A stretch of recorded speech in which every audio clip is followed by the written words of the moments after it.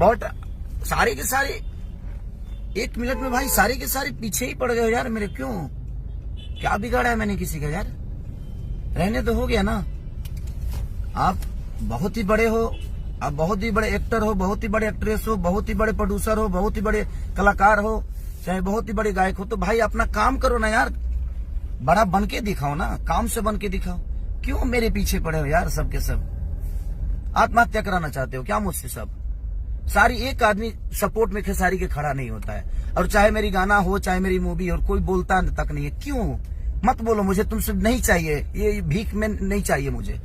ये उम्मीद में लगा के पूरी इंडस्ट्री से लगा के नहीं बैठा हूँ। मुझे पूरी इंडस्ट्री अगर दरकिनार कर दे, छोड़ देना, तो मैं जनता के चंदे के पैसा से अपने आप को साबित कर सकता हूँ, क्योंकि मेरे अंदर करने की पावर है और क्षमता है और ताकत है। तो प्लीज रिक्वेस्ट कर रहा हूँ, अब मत बोलिए आप लोग मेरे बारे में।